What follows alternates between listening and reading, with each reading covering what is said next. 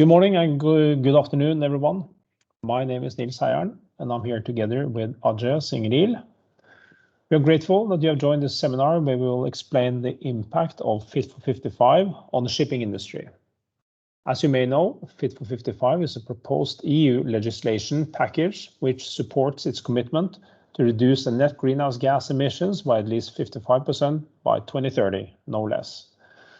In addition, we will also give a brief presentation of Esgian's newly launched product, which we call Greenpact Ships, which is a tool used to estimate the current and future emissions of the shipping industry and to use this as a support for making sustainable decisions. And with that, I hand it over to Ajay to take you through Fit for 55. Right, thank you, Nils. And as Nils said, what we'll do today is that for the next half an hour or so, we'll look at the EU's Fit for 55 reform package and how that will or can influence the shipping sector and the shipping companies.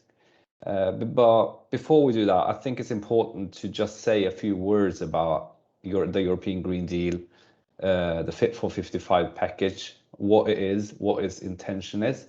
So I think we'll start with that just to put it in a larger context. So Fit for 55, that's one of the largest reform packages in the history of EU. It contains of more than 3,500 pages of climate policy proposals. And if the Commission guesses will, it will impact basically all parts of society, anything from how we harvest our forests to the power sockets in our houses. Where is that power sourced from? How well is the city hall in your municipality insulated? And not the least, what kind of cars do we drive? So what the Commission has proposed on 14th of July, it will impact every single one of us, including the shipping sector. And the package itself, it can be very overwhelming. It is very complex, very detailed. And I guess you can also say that it can be a bit intimidating. And to be honest, it is overwhelming. And that's what we're going to do now, is to demystify it. Just we'll highlight what parts of the Fit for 55 package that relates to the shipping industry and to the shipping companies.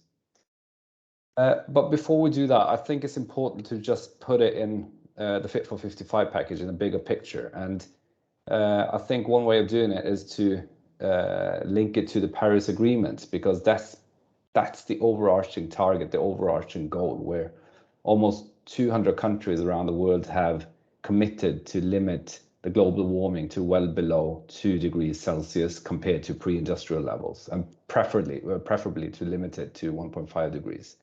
And EU has also committed to the Paris Agreement, and the way it did so was by the European climate law, where it has which makes it legally binding for the EU to reach carbon neutrality by 2050, and also on the pathway to 2050 also reduce the greenhouse gas emissions by 55% by 2030 compared to 1990.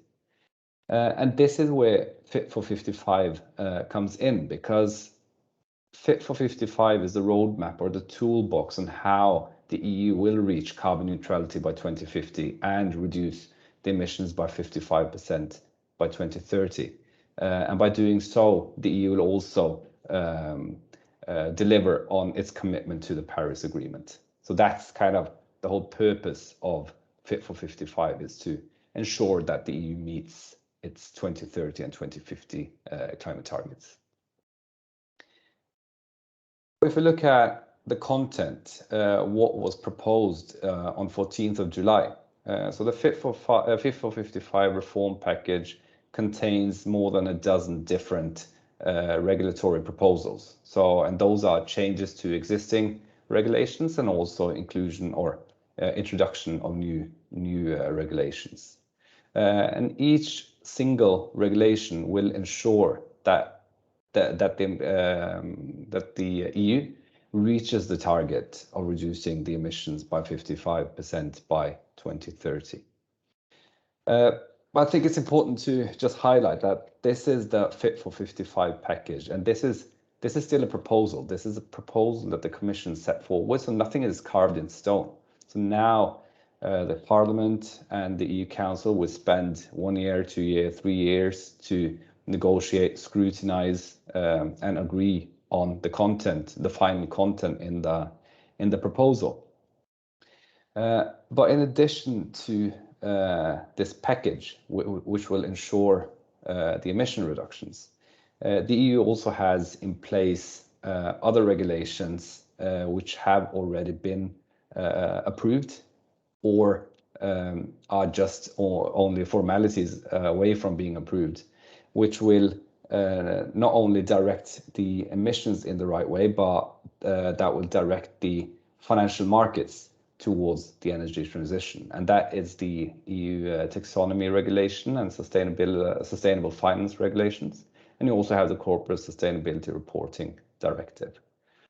And in addition to that, you also have funding mechanisms which are already in place. And that's the Innovation Fund, Modernization Fund, Just Transition Fund, etc., which will ensure that the funding is in place to finance all the mechanisms and the regulations which are in the Fit for 55 package. So if we look a bit closer into what's related to the shipping sector, this chart is the same as we saw on the previous slide, but here we have highlighted the regulations or the proposals in the Fit for 55 package which are specifically related to the shipping sector. And that's the revision of the EU ETS, meaning to include the shipping industry into the European emission trading system.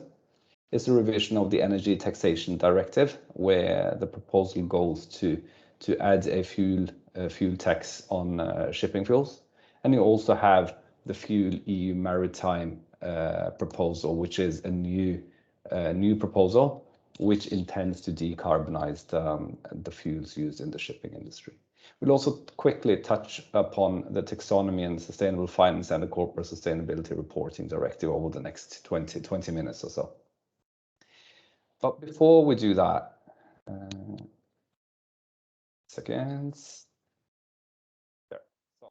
before we do that, I think it's important to put it on a timeline, what's expected to enter the markets when, because of its complexity, it's perhaps tempting to just lean back or close your eyes to what's been proposed by the Commission or what's happening on the energy transition side in the EU. But I'm not sure if it's time to actually lean back because the regulatory changes are just around the corner. They are coming in just a few months. So if you look at the EU taxonomy regulation, for instance, that's to be applied from 1st of January 2022. It's only 4 months from now. Sustainable Reporting Directive, that's to be applied from the 1st of January 2023. So only 16 months or so from now. And if the Commission guesses well, you will see the decarbonization of the shipping sector starting already from 2023 onwards from the regulatory side. So the changes are just around the corner. So I think it's the right time to start preparing for the transition. If we start looking into the more details in the different proposals, we'll start with the inclusion of the shipping sector into the EU ETS, because I think that's the most important part of Fit for 55 when it comes to regulations on the shipping industry. So what the Commission is proposing is to include the shipping sector into the European emission trading system, which is basically a cap and trade system to reduce the emissions from the power sector and industry sectors in Europe. So how the Commission has laid out the proposal for the inclusion of the shipping sector is that in terms of what or who is to be regulated, the Commission says that they suggest that all ships which are currently regulated under the European Maritime MRV regulation, that means the monitoring, reporting and verification regulation, should also be a part of the EU ETS. So what that means is that it's all ships above 5,000 gross tonnage and that they currently report in accordance to the MRV regulation.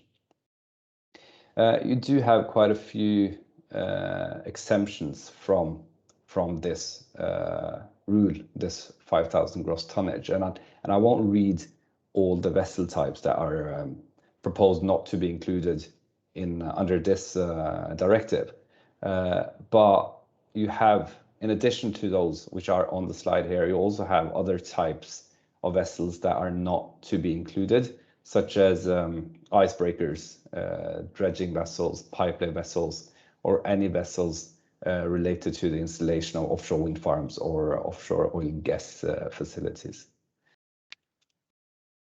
So that's one thing. And secondly, it's that the compliance is proposed to be at a company level, meaning that you will not purchase and trade allowances based on a ship-by-ship basis, but on a company level. And thirdly, it will only cover, for now, it will cover only CO2 emissions and not other greenhouse gases such as methane or NOxes. What the Commission has said is that this is for now, but in the longer term, it is looking at extending the scope to also include other types of greenhouse gases. So that's kind of the who is to be regulated under the EU ETS. And when it comes to where, or the geographical scope, I guess this was the largest question before the Commission presented the proposal. Will the Commission propose to include shipping activity or voyages only inside the EU, or also outside the EU? So what the Commission has laid forward is that all voyages between EU ports are to be included in the EU ETS.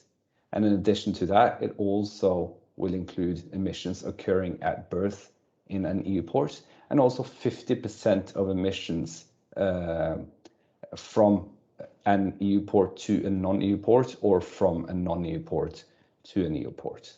And how that is defined in the proposal is that going from EU, it's from the last EU port to the first non-EU port, and coming into the EU, it's from the last non-EU port to the first EU port. So this is the geographical scope of the proposal of the inclusion of the shipping sector into the EU ETS.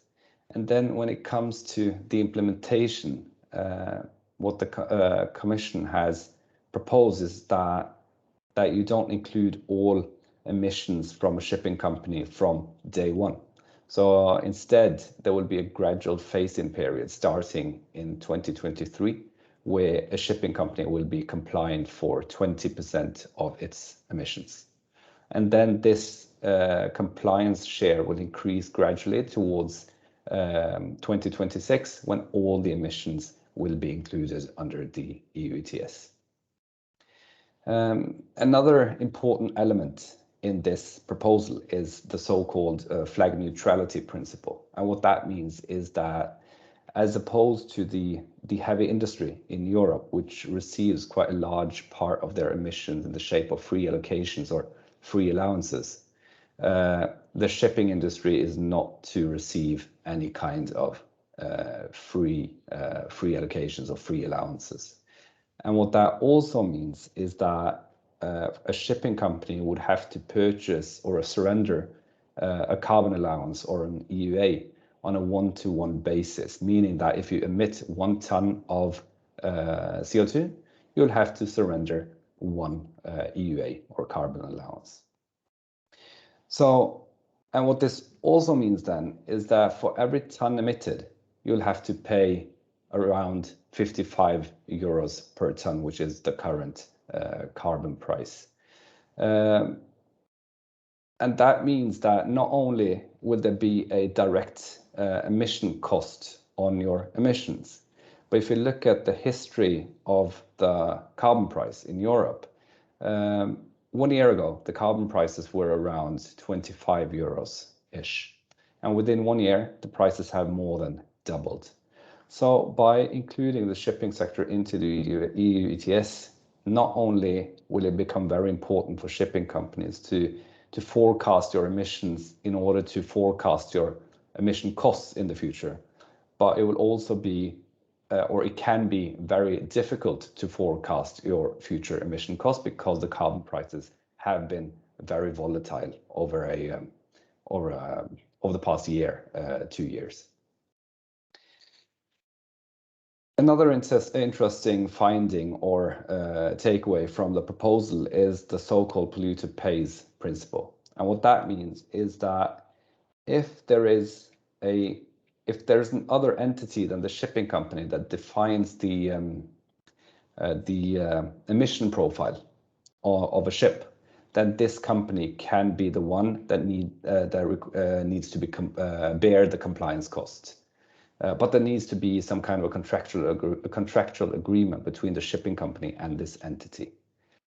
So say for a shuttle tanker, for instance, if there's an E&P company that defines which fuel is used, the route the vessel takes, and also the speed, then it could be the E&P company that is accountable for the compliance costs and not the shipping company.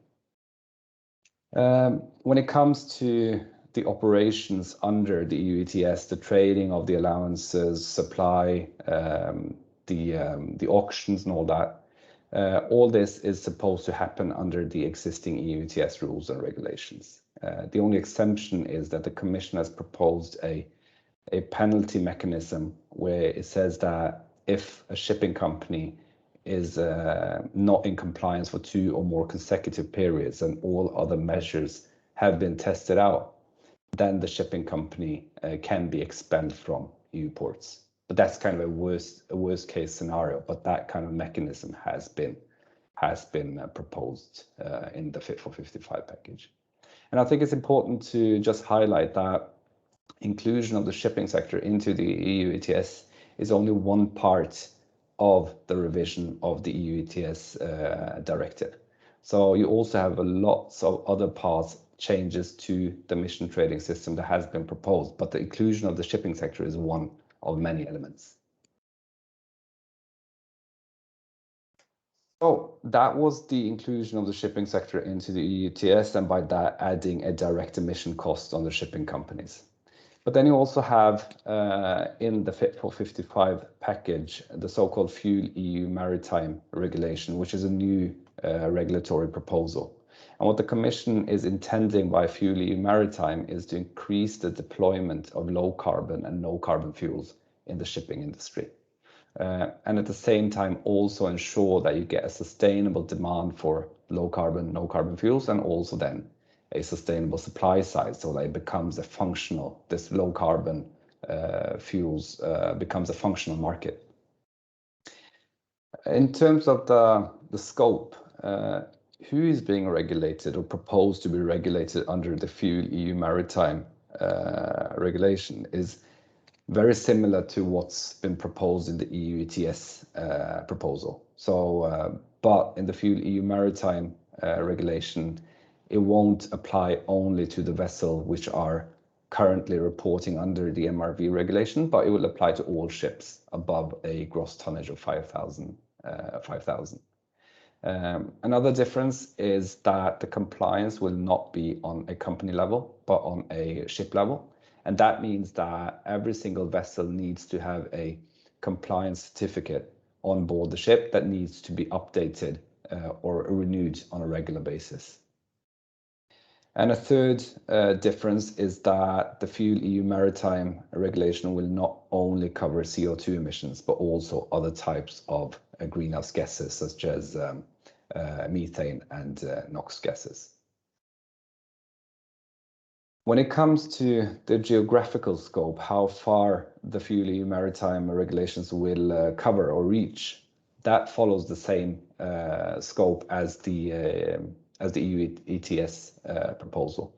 But the only difference is that instead of regulating the emissions, it will regulate the energy use. So that's energy used during stays within an EU port, energy used in intra-EU voyages, and also 50% of the energy used in extra-EU voyages. And in terms of the implementation itself, the FuelEU Maritime Regulation does not propose any kind of phase-in period, but what it does instead is that it has sets carbon intensity reduction targets from 2020 to 2050. So 2020 is the base year, and then the Commission proposes a quite modest or moderate reduction in the carbon intensity reductions over the next 10-15 years. So reduction target of 2% by 2025, 6% by 2030, and 13% by 2035. But once you get from 2035 towards 2050, that's when you'll see a more significant, we call it tightening of the targets.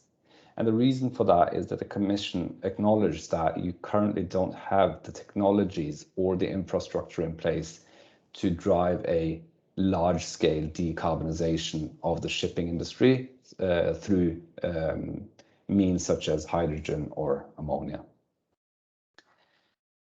So the FuelEU Maritime Regulation, that's so-called, or if you call it the so what factor, first of all, what it will imply is that it will require quite strict analysis, monitoring, reporting, and verification of the energy and fuel used on board ships. Secondly, the polluter pays principle applies here as well. So if there's a third party or another entity that defines the emission profile of your vessel, then this entity could be the one that's accountable for any compliance costs. And the compliance cost in this sense is that if you are unable to meet the target set by the Commission, then based on a formula that has been presented in this proposal, you will be fined. So you have to pay a monetary fine if you're not compliant with the targets that have been set out. Worst case scenario, same. If you're not compliant for 2 or more consecutive years, all measures have been tried, then at worst case you can be expelled from EU ports. So the FuelEU Maritime Regulation, as I said, the intention is to decarbonize the fuel in the shipping industry in Europe. Then you have the third regulation that's directed towards the shipping industry, and that's the Energy Taxation Directive. And what the Commission is intending by revising this directive is to add a fuel cost, or add a cost on high fossil fuels used in the shipping sector. But because this is a taxation matter, it will apply only to intra-EU maritime activities. So it doesn't go beyond the EU. And secondly, it doesn't apply to EFTA states either, so Norway, Iceland, and Liechtenstein. In terms of the implementation, what the Commission is proposing is that a fuel or a taxation on maritime fuels is to be applied from 2023 onwards, and it is to be based on minimum rates, which will be linked to the energy content of products rather than to volumes. And the reason for that is that to make it easier to compare fossil fuels with non-fossil fuels as well. So if it's bunker fuel compared to hydrogen or ammonia. Another element is that the minimum rate that is proposed for the shipping fuels, which is the 0.15 euros per gigajoules in 2020, that's the same as for the primary sectors, so meaning agriculture or fishery. And the reason why this minimum rate has been set so low is to reduce the temptation or the incentive to purchase your fuel outside the EU. What it also proposes the Commission is that this minimum rate, 0.15 euros in 2020, is to be adjusted to 2023 levels when it is to be applied, and then adjusted on an annual basis based on the consumer price index changes. One important thing to highlight here is that because this is a taxation matter, in order for this regulation or this proposal to pull off, you need to have every single EU member state on board because it's a taxation issue. What the Commission has said or signaled is that it tends to present this file as an environmental issue and not a taxation issue.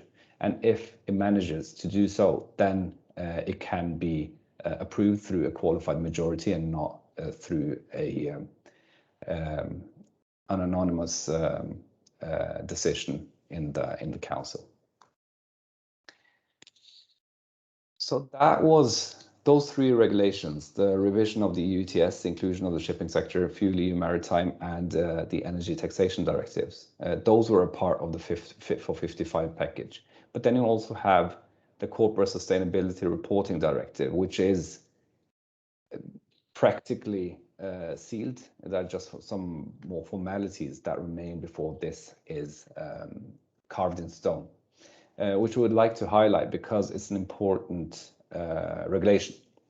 So what this is, this Corporate Sustainability Reporting Directive, this is basically rebranding of the current non-financial reporting directive. And the intention of this is to increase the transparency and accountability of sustainable metrics in the reporting from companies.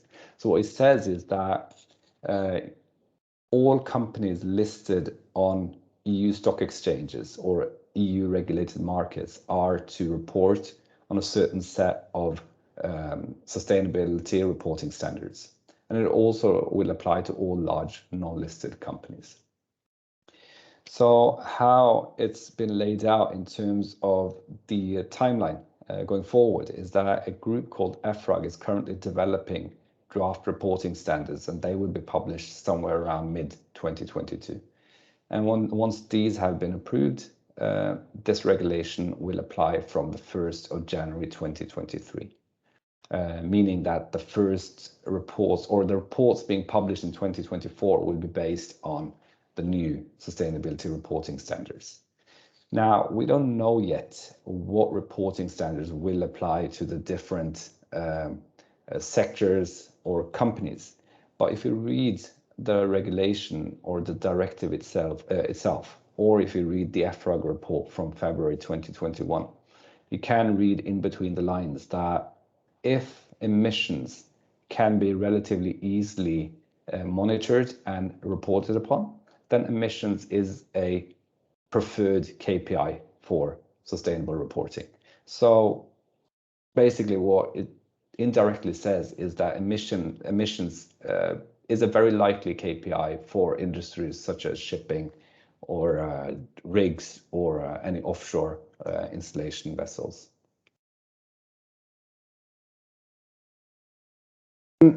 We'll just say a couple of words about the EU taxonomy as well, because it seems to be, if not misunderstandings, but at least we'd like to just clarify what the EU taxonomy actually is. So the EU taxonomy is basically a classification system. It defines what's a green activity and what is not a green activity. The intention is to make it more attractive and easier for the financial markets, for instance, to invest in technologies, activities, processes that ensure the energy transition, and also to avoid greenwashing from in the markets. I won't say much about this, but what the taxonomy directive does is that it distinguishes between two types of so-called taxonomy aligned contributions. So for an activity or process or technology to be defined as green, then it needs to be sustainable in its own, or not green, but sustainable. Then it needs to be sustainable in its own performance. For instance, if you have a offshore wind farm, that is defined as sustainable because it's a renewable energy source in its own performance. And then you also have so-called enabling activities, and those are activities, technologies, processes which don't have any kinds of sustainability. They're not sustainable in themselves, but by applying these activities or technologies, then you will get some kind of a sustainable activity. So carbon capture storage would be such an activity, and an enabling activity. Development of ammonia, hydrogen fuels for the shipping sector could also be such activities. There's one thing I would like to highlight before we move on, and that's that in the EU taxonomy regulation, there is specifically one paragraph that addresses exemptions from these enabling activities or this substantial contribution definitions.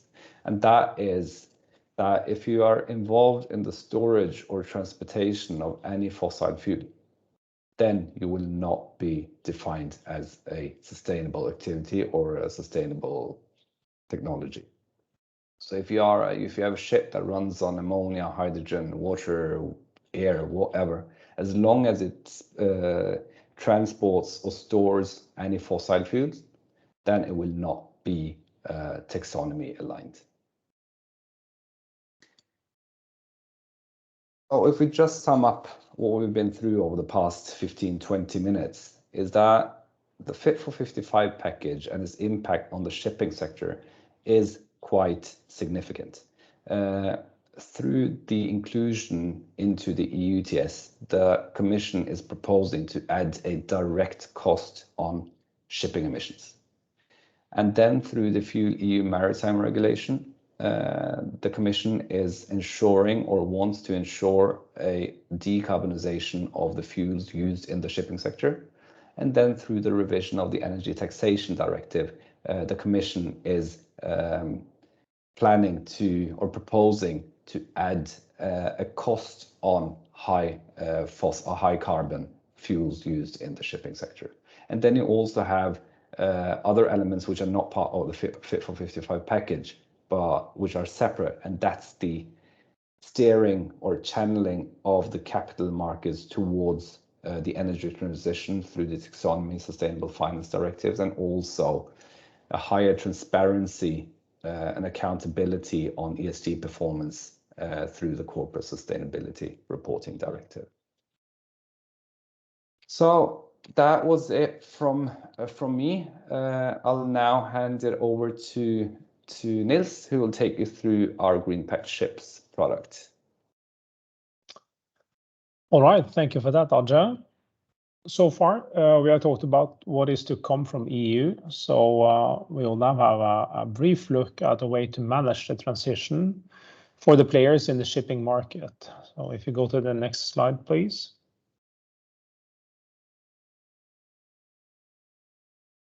All right, so depending on who you ask and how you measure, international shipping contributes with up to 3% of the world's CO2 emissions. With reference to the Paris Agreement, there is a strong sentiment across the market to reduce emissions, and IMO has a target to peak emissions as soon as possible, to reduce the absolute carbon emissions, and to reduce the carbon intensity. Ambitious targets are set by individual players and by clusters, but then the roads to achieving these targets are not necessarily very clear. So in Esgian, we have developed a tool to help our clients making plans and reaching their emission goals. The tool we have made is a digital clone of a vessel and its operating environment. And because it is a digital clone, it's possible then to explore different scenarios and help making the right decisions to reach the emission goals. We call this Greenpact Ships, and it's a tool which includes every vessel within the shipping segments which we cover. And as such, it provides full transparency on the model emissions down to individual vessels. If we move to the next slide, please. Okay, so with in Greenpact Ships, we have two key functionalities. The first one is emission analytics, where we analyze past and current emissions based on AIS and on weather data. We then have voyage analytics, which is used to customize forward-looking scenario planning. We'll first here have a look at the emission analytics. And at the top right, we have plotted the emissions, the CO2 emissions for the global fleet of the shuttle tankers. And this is a plot which is updated daily. The user can apply a wide variety of filters and search tools to present that data in any desired way for presentation purposes or for further in-depth analysis. Data can then be sorted on parameters like owner, region, flag state, fuel type, size, emission levels, and many other ways. And of course, since this is a digital clone and a model, we cannot be as precise as an owner's reporting of the actual fuel consumption. But our strength is that the same model and the same methodology is applied across all the vessels in the segment, so that the like-for-like comparison and the ranking is very useful, whether we do it for historical or for future emissions. This was very briefly about the emission analytics, and we'll have a brief look at the voyage analytics. So next slide, please. So voyage analytics is all about exploring scenarios for future emissions. It uses the same model as we use in the emission analytics, but here, instead of relying on AIS and weather data to evaluate emissions of actual or observed behavior, the user can define the scenario of interest. You start by selecting one or more vessels for the analysis before you then define one or more voyages for the desired time period. It can be like a multi-year contract, so it can extend far into the future. Greenpact Ships then calculates the estimated emissions for the whole voyage program, taking parameters like seasonal weather into account. And just like for emission analytics, the output can be filtered, sorted, presented in a number of different ways to give the desired insight. And as we launch more Greenpact applications covering more shipping segments and also other maritime industries, it will be possible to combine emissions from multiple applications. For instance, to get the total footprint of all drilling rigs, shuttle, and supply vessels, which an operator either has on contract or plans to engage for a contract. Furthermore, we will shortly launch an upgraded visor, which we believe will be very useful, in which the user can then estimate the effect of installing different energy saving and emission reducing systems and procedures, and then compare these emissions with the performance of today. And we will then also tie the cost of implementing these changes to calculate the cost of emission reduction and the cost of carbon neutrality. We believe that a very wide range of target users find this useful. That could be vessel owners, cargo owners, it can be system suppliers, investors, advisors, governments, regulators, and other special interest groups. And the benefits we see from using Greenpact Ships include such as defining different pathways to green for individual vessels, for fleets, for companies, for regions, evaluating different offset scenarios to choose the more beneficial ones. It serves transparent and independent peer-to-peer comparison in terms of current and future emissions. You can rank assets in terms of how green they are perceived. You can use it for promotion purposes to get a fair company valuation, give guidance to investors, etc. So with that very brief introduction of Greenpact Ships, I hand it over to Ajay to wrap things up. Right, thanks, Nils. I guess that gets us to the end of today's webinar. We hope that you've been provided with some food for thought on how the Fit for 55 package can impact the European shipping industry, and also how you can map and track and forecast your emissions from your vessels. We'd also like to remind you of our next webinar, which is on 16th of September. We will discuss and analyze the recovery of the deep water offshore drilling rigs market. If you haven't received the invitation to that webinar, please reach out to us and we'll send it to you as soon as possible. And with that, I wish you a good day and goodbye.